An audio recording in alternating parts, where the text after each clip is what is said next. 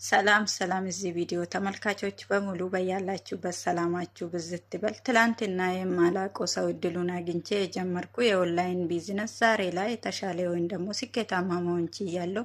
እናንተም እንደኔ ትርፍ ሰዓትና እጅ ላይ ያለው ስልክ ተጠቅማችሁ የምትሰሩ ስራ ጎን በጎን ሰርታችሁ መለወጥ መቀየር የምትፈልጉ ወይም ደግሞ የተሻለ ገቢ ማግኘት የምትፈልጉ ይሄ እድል ለእናንተ ነው። ተጠቀሙ።